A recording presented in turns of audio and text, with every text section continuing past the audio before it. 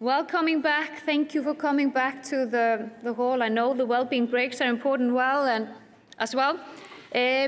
But it's with great pleasure that I introduce the next session and the women that are participating in this session. It's hard to find the right words to describe those powerhouse of women. But I will try, and I will first explain that we really want to make bridges to other forums here in Iceland. And this morning we had Ása from the Arctic Circle, and Katrín is also involved in that. And our moderator of this session, Hanna Birna Kristjánsdóttir, she is the chair of the Reykjavik Global Forum, where women leaders around the world meet. And last Reykjavik Global Forum, I listened to Katrín and Nicola in a fire chat session. And then later I listened to Katrín and Hanna Birna at a UN Women event in New York. And it was really inspiring. And I think it's so great to have the three of them here. And I want to mention just a few things. I can say that we can thank Katrín Jakobsdóttir and Hanna Birna Kristjánsdóttir that we are here in Harpa. During the economic crisis, a lot of voices said that we should not continue building this house.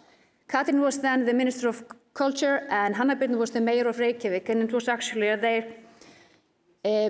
commitment and their thanks to them and their decisions that we have Harpa, and we are forever grateful, thankful for that. And then we have Katrín Jakobsdóttir and Nicholas Sturgeon, who founded the Wellbeing Economic Governments, and we are also forever grateful for them. So please help me in welcoming all of them, and I give now the floor over to Hanna Birna Kristjánsdóttir, the chair of the session, together with Katrín Jakobsdóttir, the former Prime Minister of Iceland, and Nicholas Sturgeon, the former Prime Minister of Scotland. Welcome to the floor.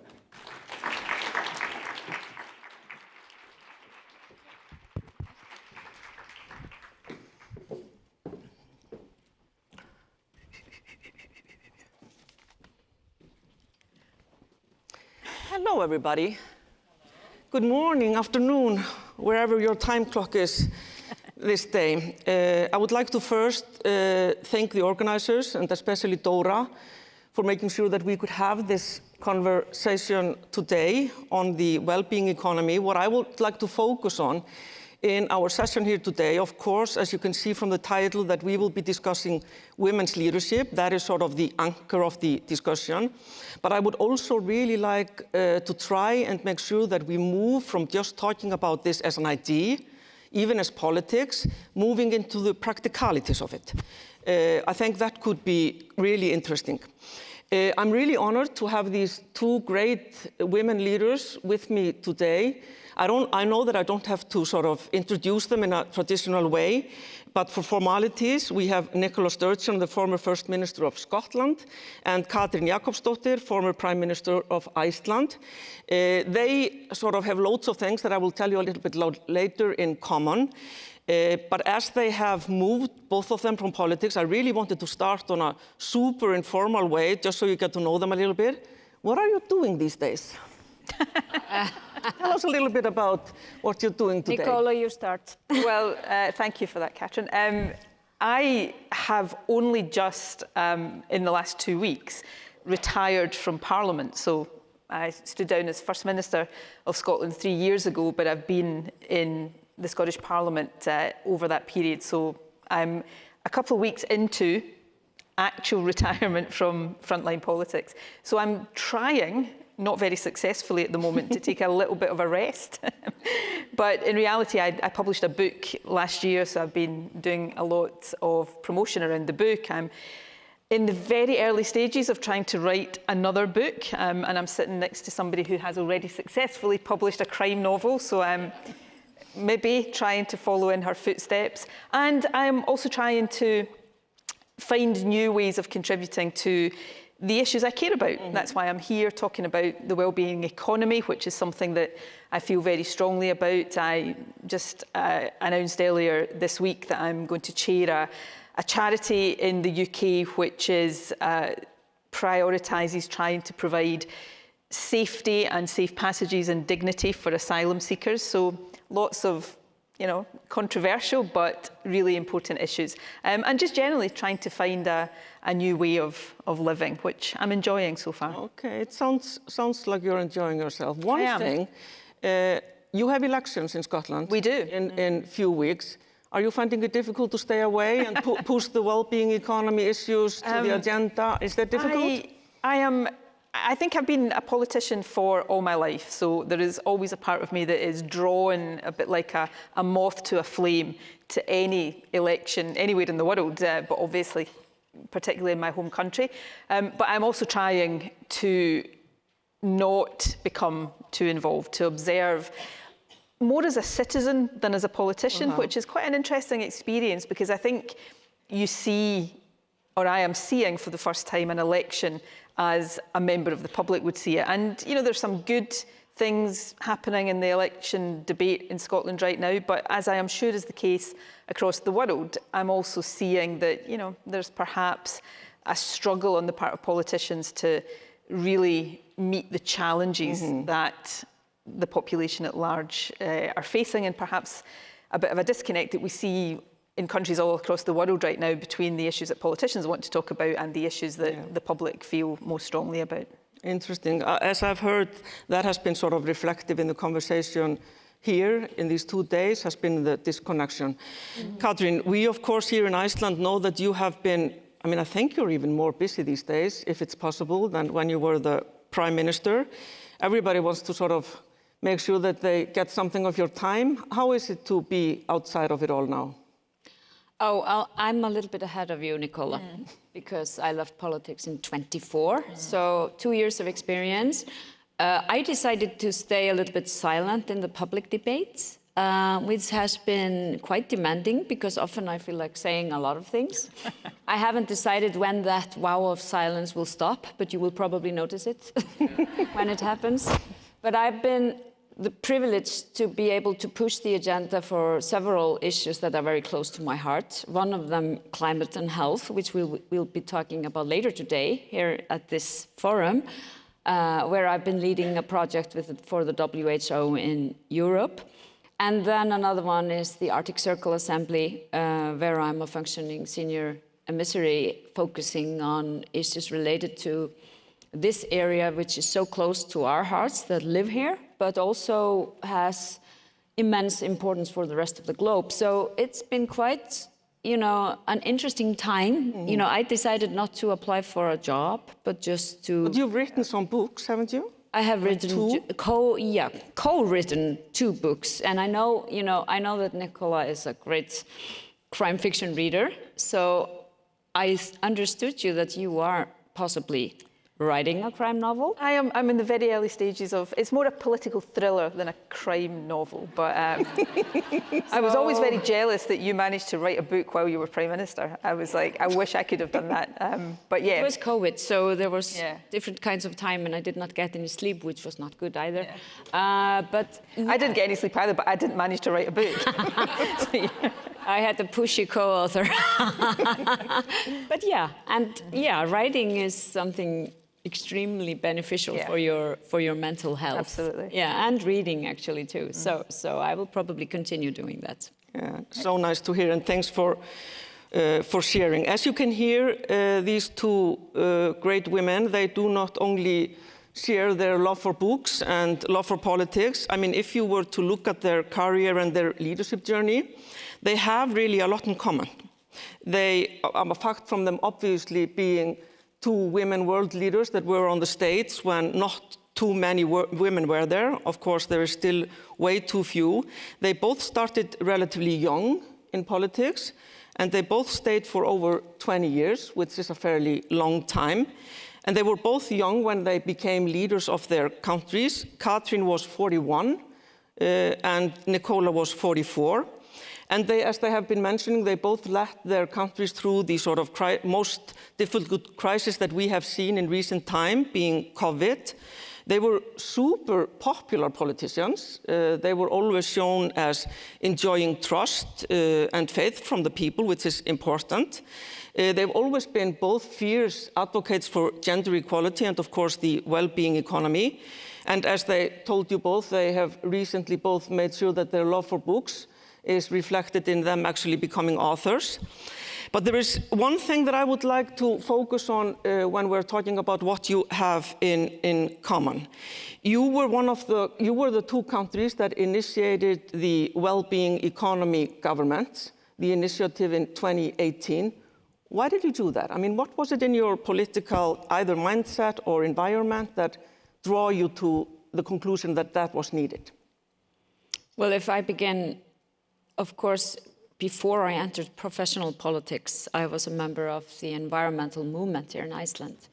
And we really wanted to shift focus when we were measuring what was important. So what we were saying always in our campaigns is we need to look beyond GDP, we need to think about other factors. We cannot just look at the economy when we are measuring the well-being and success of our societies. So this was kind of part of my political outlook ever from the beginning, from 2000 and later. So this was something I carried with me. Then an economic crisis hit Iceland in 2008, and I became a Minister for Education and Culture and Research.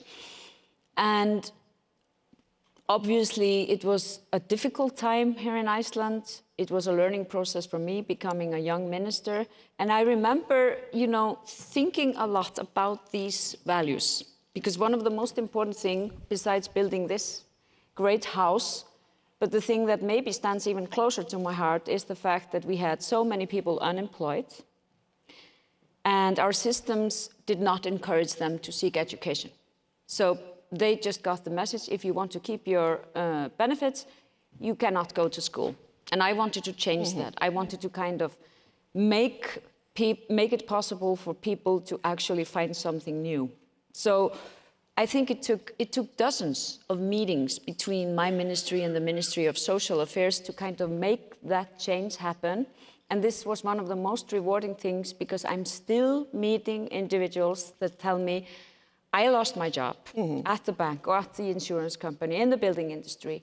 So I went and learned something new, and now I'm doing this. And this was not possible before. And I think this really shows the essence of the well-being economy, because it really revolves around measuring different factors in society to aim for the well-being of us all.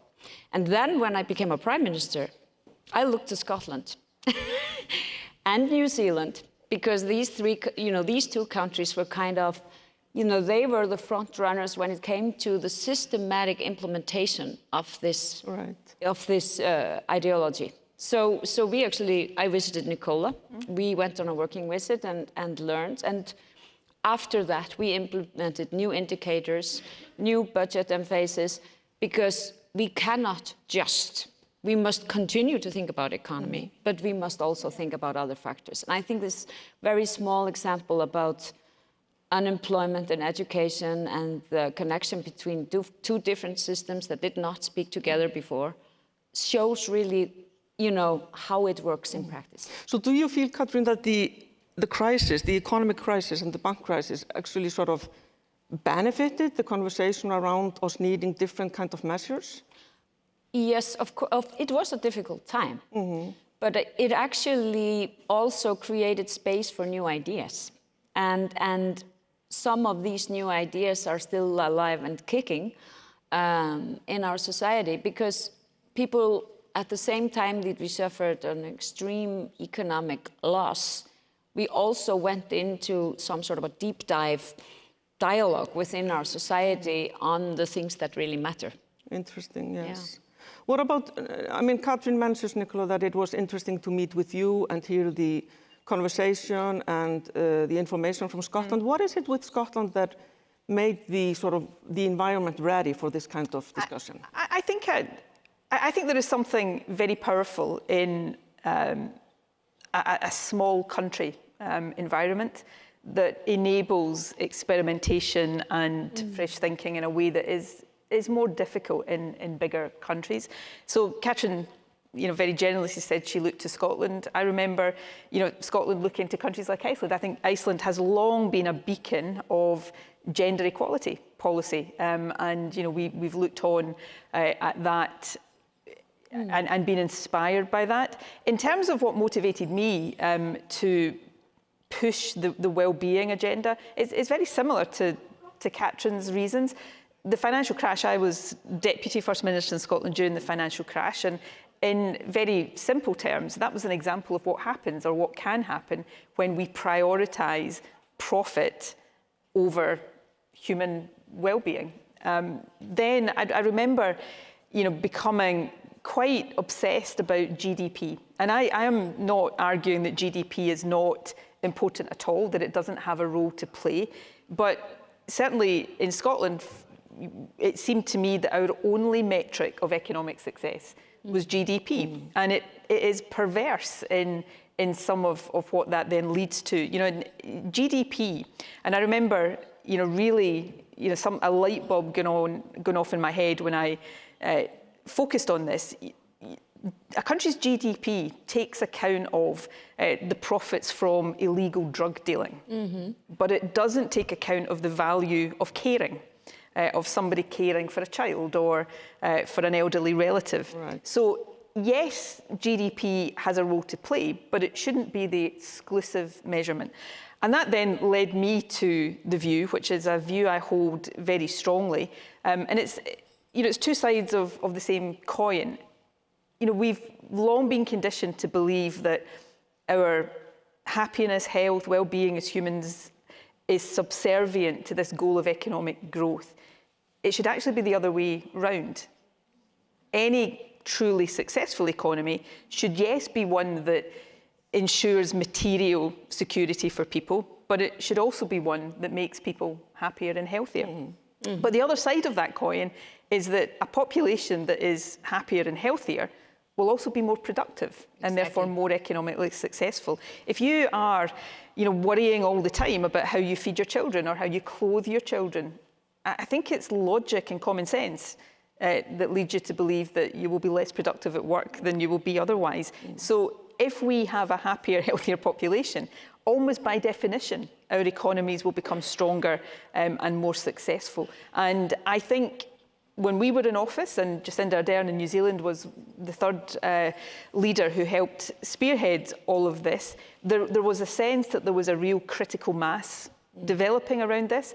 I fear we have moved back from that today, but that makes it all the more important that we continue to push this work forward, because the world we live in today, where people are all over the world worrying about how they feed themselves and feed their children, if we don't have well-being at the heart of all of our solutions to this, then I fear we will not go in a very good direction. Exactly. I agree. But I must, simply because when you talked about what is measured in growth, then I must repeat the joke that I heard first from the poet, Icelandic poet Andri Snær Magnason, when he said, and I'm sorry if I'm offending anyone, but when you have sex with a prostitute, it means economic growth, but if you have sex with your wife, it doesn't. So isn't it really obvious that we need to measure something else than economic growth? Exactly. It's good to be able to quote someone else when you talk about sex, because I'm a real prude. But I just want to kind of add on to what Nicola said. We are seeing this agenda kind of being sidelined, because we are also experiencing a lot of geopolitical tensions, conflicts, wars, which obviously are changing the political landscape around the world. But at the same time, it really shows us the importance of this agenda. Of course, peace is essential for well-being. I can mention many other things, but these kind of urgent issues, conflict and wars have kind of taken up the stage and pushed aside other matters, well-being, climate, health, etc. Gender equality, one other thing that's been resting a little bit on that. I mean, Iceland finds itself to be, of course, really proud of the way we have done and dealt with gender equality, being number 1, 16 years in a row when it comes to the World Economic Forum Index. So that is something we take huge pride in. And there is not really a debate in Iceland whether or not this is economically beneficial or not. I mean, we think that it is. I would really like to hear from you first. I mean, you mentioned it, Nicola, that you were 3 women that the initiative, that started the initiative. Jessica Arden was also with you on there. Yeah. So it's 3 women leading the way when it comes to that. Did gender have anything to do with it? Is it easier or more aligned with women's leadership to talk about these matters? And could you also, I mean, Katrin was mentioning the geopolitical situation today. I mean, we are facing a global reality as we've never seen before. I mean, how does this all sit together? I mean, we would say, I would argue, as the chair of the Reykjavik Global Forum, the solution is more women in power. But could you reflect a little bit on this reality? I mean, I think gender has been really important in this agenda, but I would say there's an upside and a downside to that. I mean, obviously, when we talk about gender, there is a danger we generalise and suggest that all women are, by definition, better leaders. I happen to think that's probably the case in most instances, but you can get terrible women leaders as well.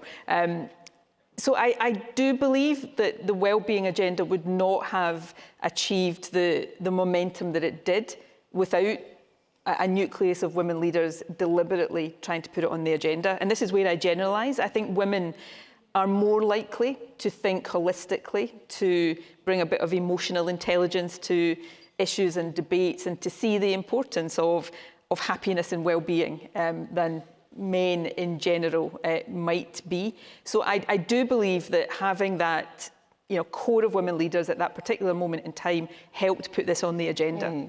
The downside, and I think this is a bigger societal issue, is that those who are not on side with this agenda also used the fact that it was women pushing it to almost undermine the importance of it.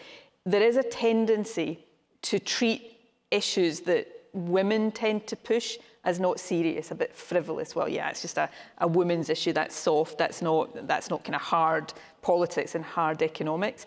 So I think for this agenda, it's important that you've got women continuing to push it, but we also need to see male leaders embrace this agenda. We need to see leaders from the private sector, not just government and public sector, embrace this agenda. In terms of the geopolitics, I mean, I don't think we should underestimate the extent, there's a bit of chicken and egg here. Don't underestimate the extent to which some of the forces in geopolitics right now are a deliberate pushback against progress on gender, on more inclusive approaches to the economy, because all of these things challenge powerful vested interests. The climate change agenda challenges the fossil fuel industry. They've got lots of money and they're pushing back against this, taking every opportunity to say, well, no, we need to drill for more oil and gas. More women in positions of leadership challenge, long-standing male hegemony in leadership. So we see that pushback, and I think we're at a moment in time where there are choices for leaders, not just in politics, but generally to make. And we see a lot of political leaders, and I would include the UK Prime Minister right now in this, faced with the backlash against progressive politics, faced with the rise of the far right. The tendency is to almost acquiesce and try to say, as in the UK context, in facing up to Nigel Farage, and, well, we'll just be a bit tougher on immigration than you are. And instead of saying, well, actually, I'm going to make the positive principal case for immigration or gender equality or inclusive economic growth that takes account of well-being. And I think for the leaders everywhere, this is a pivotal moment. Do you just kind of bow down and take the easy route to try not to be unpopular, or do you actually stand for something, stand for some values and principles, even if that is tough? And I think I'd like to see more leaders take the latter route rather than the former route. Yeah. I would agree. Yeah. And I think this is really, really important. This is what we see everywhere. I mean, I think the hope for us in Europe was that when something like this would happen in the States, we would stand up and sort of make sure that we are a united front against this. I'm thinking, Katrin, because I mean, I was in politics, you were in politics. I mean, it's sometimes difficult to explain when you're doing politics other things that are more complex than just the GDP. I mean, that is a number and a figure everybody knows, so it's like fairly easy. I'm thinking about how you feel, or if you feel that we have the weapons needed via the facts and figures that we have. And also, I know that you're not going to go into Icelandic politics, but do you feel that Iceland is standing up in the shape or form that we should regarding these issues? Well, I think, just to add a little bit to what Nicola said, you know, I think what many leaders are not seeing is the big picture, that gender equality is actually a prerequisite for so many other things. It's not a coincidence that Iceland has been leading in gender equality and at the same time is considered the most peaceful country in the world. That's not a coincidence. These are not two separate issues. Here we have a cause, really, you know, because gender equality actually creates a more peaceful world. I don't think it's a coincidence either that we are enjoying one of the best living standards in the world. I think that's also very closely connected to gender equality and high labor participation of women, because that obviously is good for the economy. I think, therefore, you know, and maybe because you say the world is asking for maybe simpler messaging, but I think it also, we need to put, we need to demand of our leaders that they are ready to look at the world holistically and see this context, which is, of course, because life isn't just one thing. Life is so many other things, and we need to be able to demand of our leaders that they don't only talk about certain issues. For the last few years, because of the rising conflicts, we've only really heard about wars and militarization. We haven't heard many leaders talk about peace and how they want to achieve peace. And that's, of course, a prerequisite for well-being and human rights. So I think we as public, now we are both parts of the general public, being able to raise our finger, but we need to demand that, because I don't think, because you mentioned the disconnection, and we hear, you know, people just want the simple messaging. Is it so? Is it so? Or are we possibly disconnected? Are politicians maybe disconnected from the public? We know a person, you know, a famous leader in the US right now who gives out simple messaging. I don't see a very high approval rating of that. Yeah, I think in the communication sort of environment we live in, politicians always have to think about how to get messages across in a succinct and, you know, accessible way. But I agree. In my, you know, it was interesting when I published my book and went on tour speaking to audiences after having been out of frontline politics as First Minister for a couple of years. I was reminded, I think, and this was quite a pleasant surprise, there's an appetite amongst the public to actually be spoken to like grown-ups. And for the complexities of public policy and what's happening in the world to actually be talked about in detail, and to not have everything reduced to easy sound bites and snappy messages. Exactly. And therefore, a bit like, you know, if you look at Mamdani in New York, yes, you need politicians that are able to communicate, but he's also somebody that's got real substance in his agenda. And I think there is not just a space for it, I think there is a real appetite to have politicians that stand for something, that have the courage of their convictions, that are able to communicate well, but also to embrace the complexity of the world we're living in. And sadly, I think there's too few leaders of that kind of calibre out there right now. I agree, and I think that this is a great conclusion, that, I mean, we are seeing and saying that there is an appetite from the public to make sure that this is a focus within politics. Politics needs to take that on board, and they need to look to leaders like Nicola and Katrín that has actually done it, made sure not only to adopt the policies, but also to follow them through in politics, which is not always easy. So my final question to you on a positive note, just, you don't need to sort of reflect on that for a long time. It's more or less just a yes or no question. Are you optimistic? I think you've got to be optimistic. It's easy not to be right now, but I think you know, everything is a choice. I choose to be optimistic, but I don't believe, and I'm still a politician. I can't answer questions in one word answers. You know, the famous Martin Luther King quote, you know, the arc of history bends towards justice. No, it doesn't. It doesn't automatically bend towards justice. You have to be prepared to push it in that direction.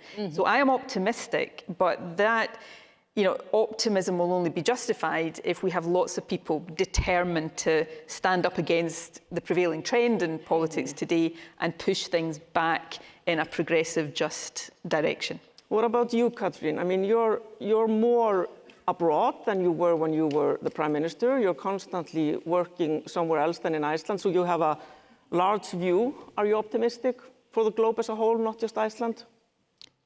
Yeah, well, I'm sometimes optimistic and sometimes not.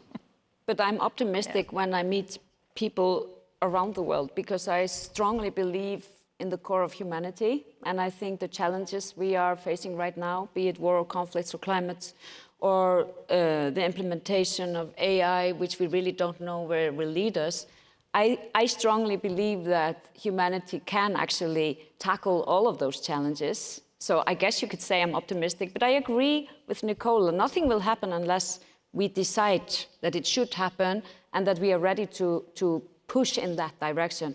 Nothing will happen in the well-being economy, gender equality, or peace if nobody is there to push for the agenda. Yeah. So, but I'm optimistic for humans because I think they will do that. Yeah. On